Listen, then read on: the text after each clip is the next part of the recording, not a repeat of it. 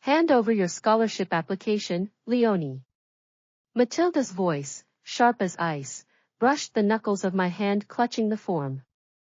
That's my chance, Mom, my voice trembled, my fingers crumpling the application.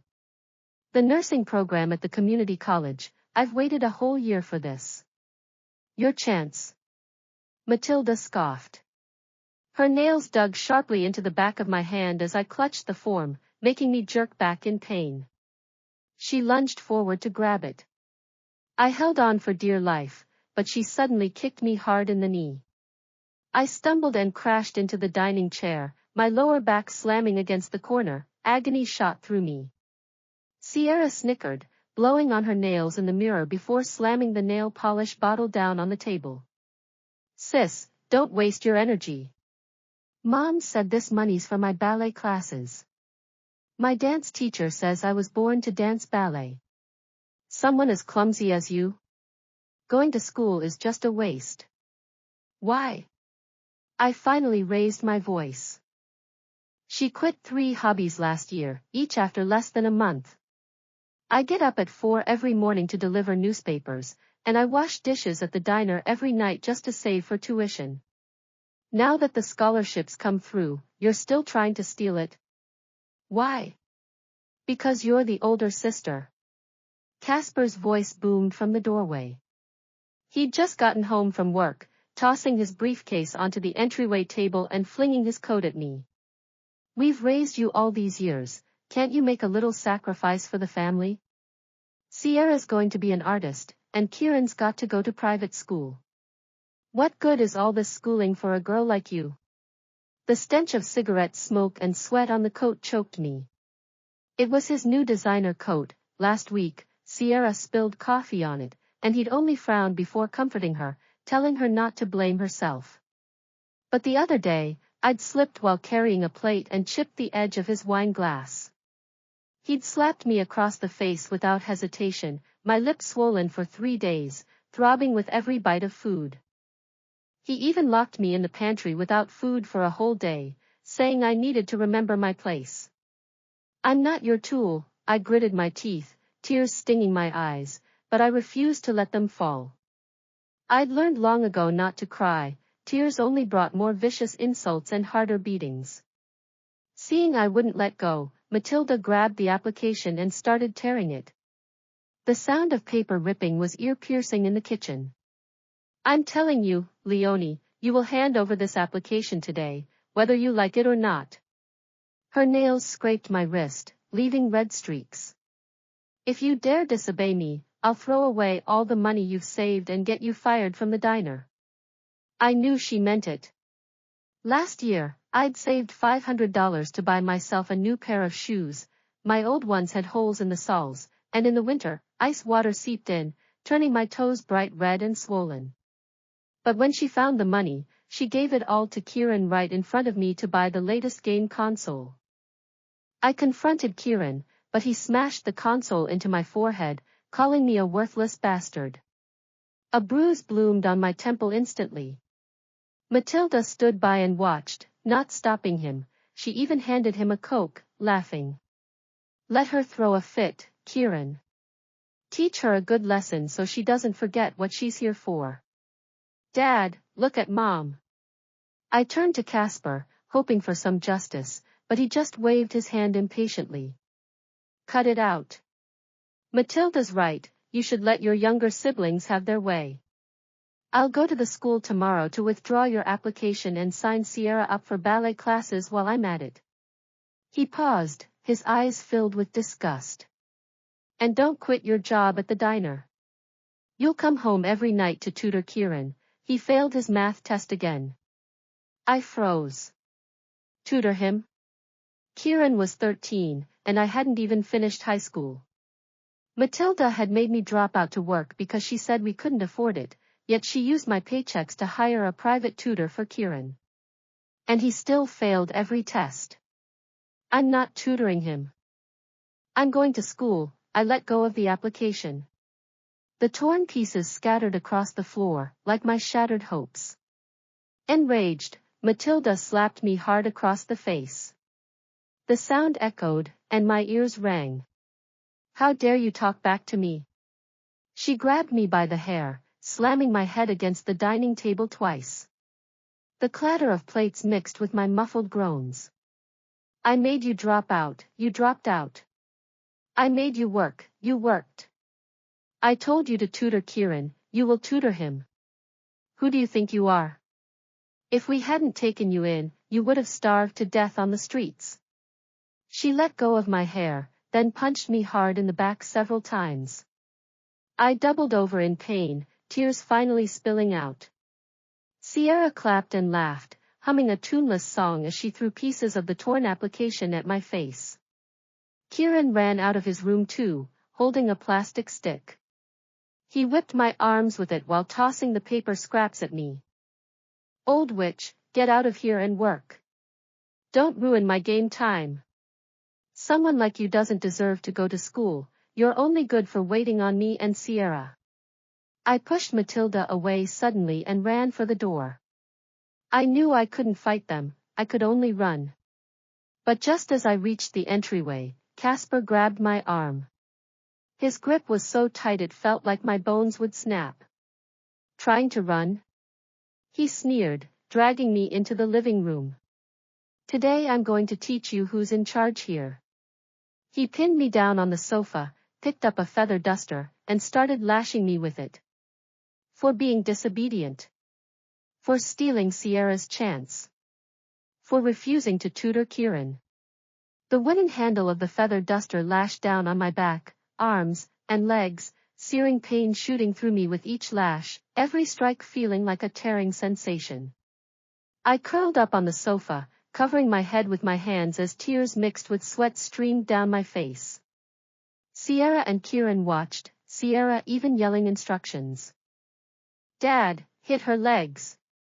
Make sure she can't run. Kieran fetched a rope, trying to tie my feet together. Luckily, Casper was too focused on beating me to notice, but he didn't stop Kieran from kicking me in the ribs either. I don't know how long he beat me, but eventually, Casper stopped. The wooden handle of the feather duster had snapped in two. He panted, throwing the broken duster at me. Be at the diner tomorrow, no excuses. And tutor Kieran at night. If you even think about anything else, I'll break your legs. Matilda walked over and kicked me. What are you staring at? Get up and make dinner, Sierra and Kieran are starving. She bent down, picked up the torn application pieces, and threw them in the trash. Stop dreaming these silly dreams. Your whole life is meant to be a sacrifice for this family. I stood up slowly, the pain in my back making it impossible to straighten up. Every step felt like walking on broken glass. As Sierra passed me, she deliberately bumped into me, digging her nails into my arm so hard it left deep red marks. Worthless, she muttered. Kieran threw his game console at my shoulder, the impact made me gasp in pain. He laughed and ran back to his room, yelling over his shoulder. Hurry up with dinner. I'm starving. I walked into the kitchen, staring at the cold fried eggs on the stove and the nail polish stains Sierra had left on the tablecloth. The irony hit me hard. Everyone in this family had their place. Sierra was the princess spoiled rotten, Kieran was the prince with high hopes, and I was their slave, a sacrifice they could use and discard whenever they wanted. I took out a pan, my hands shaking uncontrollably. The pain from my wounds burned through my clothes, making tears stream down my face. I thought back to when I was little, when Casper wasn't like this. He used to lift me up on his shoulders, buy me cotton candy, and sit by my bed when I was sick. But everything changed after Sierra and Kieran were born. Matilda said I was a curse, that I'd ruined the family's good luck, which was why she'd had 2 more children. She said if it weren't for keeping Sierra and Kieran company, she would have given me away long ago. Those words had stuck in my heart like needles for over 10 years. Once, I had a high fever of 104 degrees, lying in bed too weak to move, my body burning up, unable even to reach for a glass of water. But Matilda ignored me. Instead, she dug out my clean clothes, dressed Sierra and Kieran in them, and took them to the amusement park. I went 2 days without food or water. When I couldn't stand the thirst anymore, I crawled out of bed to get water from the kitchen, but I fell to the floor. I had to lick the water stains off the floor just to quench my thirst a little. A neighbor lady heard me moaning and took me to the hospital. When Casper came to see me, he didn't ask how I was. He yelled at me in front of the doctor for wasting money, then chased the neighbor lady away, calling her a busybody. He even kicked me in the hospital bed, telling me to get out soon so I wouldn't miss work at home. After that day, I never hoped for their kindness again. I started saving money secretly, dreaming of leaving this house as soon as possible. I delivered newspapers every morning at 4, rain or shine, and washed dishes at the diner every night until my hands were white and my fingernails were caked with grease. I thought if I saved enough money, I could leave here, go to college, and have a life of my own. But now, they were even trying to take away my last hope. I cooked dinner, piling the best pieces of meat onto Sierra and Kieran's plates while I only ate a few bites of vegetables. Sierra hated the food, slamming her plate on the floor. "This is garbage. It's disgusting. I want steak." Matilda stood up immediately, glaring at me. "What's wrong with you? Can't even cook a simple meal? Hurry up and fry Sierra a steak." "There's no steak in the fridge," I whispered. "Then go buy some." Matilda pulled $20 out of her wallet and threw it at my face. The bill scraped my cheek, leaving a faint red mark. "Go now, and don't keep Sierra waiting. If you dare slack off, you'll regret it." She stepped forward and kicked me hard in the calf. I stumbled, barely keeping my balance, then knelt down to pick up the money, my teeth clamped tight. $20, just enough for a good steak. I earned only $8 an hour washing dishes last night. I picked up the money and walked out the door. The wind was howling, cutting into my face like a knife. I walked slowly down the street, tears mixing with the wind, tasting salt on my lips. I went to the supermarket, bought a steak, and had $5 left. Staring at that $5, a thought popped into my head. I could run away. I could take these $5 and the $300 I had hidden under my bed, leave this city, and go somewhere no one knew me. The idea took root in my heart, growing quickly. I imagined myself sitting in a college classroom, wearing a white coat, working as a nurse, helping people in need. I imagined having a small house with warm lights, a soft sofa, and a bed that was just mine. But then I remembered Casper's words. He'd said if I dared to run, he'd break my legs. I thought of Matilda's ferocious face, of Sierra and Kieran's mocking laughter.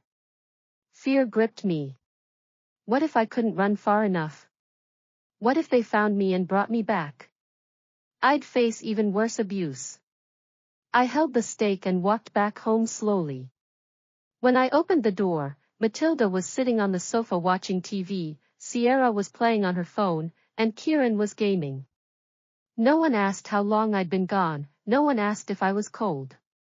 I went into the kitchen, fried the steak, and brought it to Sierra. She took one bite, frowned, and pushed the plate away. "It's overcooked. Disgusting." Then she went back to her phone. Matilda glanced at it, said nothing, and told me to throw the steak in the trash. I threw the steak away, despair weighing heavier and heavier on my heart. I went back to my room, a tiny pantry with only a tattered bed and a chipped wardrobe. I pulled out an iron box from under the bed. Inside were the $300 I'd saved and a secretly kept community college brochure. I stroked the photo on the brochure, tears falling again. I really wanted to go to school, really wanted to leave this house. But what could I do? I couldn't fight them. I had no money, no one to help me, I had nothing. Just then, the door was kicked open. Kieran walked in, his eyes lighting up when he saw the iron box in my hand. He lunged at me. "What's that? Is that money? Give it back." I hugged the box tightly, refusing to let go. How dare you not give it to me? Kieran punched me in the stomach. I curled up on the floor, clutching my stomach in agony, the iron box slipping from my hands. The money and the brochure scattered everywhere. He didn't stop there, he kicked me hard in the stomach and back, yelling as he did. Hiding money. Trying to go to school. He picked up the money, counted it, and laughed. Wow, so much money. This is perfect for buying new game skins. He stuffed the money into his pocket, then picked up the brochure and tore it to pieces. Still trying to go to school? Dream on. You'll never leave this house. You're meant to wait on me and Sierra for the rest of your life. I stared at the torn pieces of paper and the money in his pocket, all the strength draining from my body. I stood up slowly, hatred burning in my eyes as I looked at Kieran. Give me back the money. I rushed at him, grabbing his arm, trying to get the money back. Kieran was stunned by my resistance for a moment, then flew into a rage. He pushed me away hard. I crashed to the floor, my head hitting the bed frame. Stars danced in front of my eyes.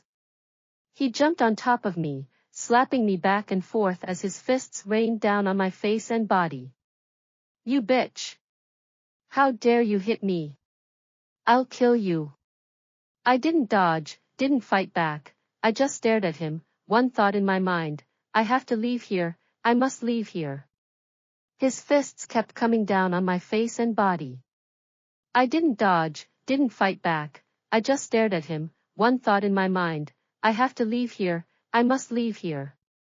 Matilda heard the commotion and walked in. When she saw Kieran beating me, she didn't stop him, she picked up a broom from the doorway and handed it to Kieran. Good job, teach her who's the boss here. How dare she steal from Kieran, she's got some nerve. Use this, it'll hurt more. Kieran took the broom, lashing me hard with the handle. Every strike made me tremble in pain. Kieran beat me even harder. My vision blurred, the wound on my back splitting open again, blood soaking through my clothes. My face burned, and blood trickled from the corner of my mouth. Just as I was about to pass out, Casper came home. He looked at the scene, frowned, then kicked me. Cut it out. You're making a mess of the house. Leonie, get up and clean this up. You've got work tomorrow. Kieran stopped, glaring at me triumphantly before walking out with the money. Matilda followed him, muttering about me cleaning up quickly. I lay on the floor, staring at the ceiling, tears flowing silently. I knew I couldn't go on like this. I had to run away, even if there was only a glimmer of hope, I had to try. I stood up slowly, picking up the torn pieces of paper, then bandaging the wound on my back as best I could. I walked to the window, staring at the dark night sky, silently planning my escape. Tomorrow morning, I'd deliver the newspapers, then head straight to the bus station. I'd buy a ticket to another city and never come back. I didn't know if I'd succeed, didn't know what the future held. But I knew I couldn't be their sacrifice anymore. I had to live for myself. No matter how hard it would be, I had to keep going. It was late at night, all the lights in the house were off. I lay on my bed, staring at the moonlight through the window. I whispered to myself, Leonie, you have to be strong tomorrow. You have to escape this hell. I didn't know what would happen after this night. But I knew I'd never let them bully me again, never let them sacrifice everything I had. I was going to take back my life, no matter what it cost.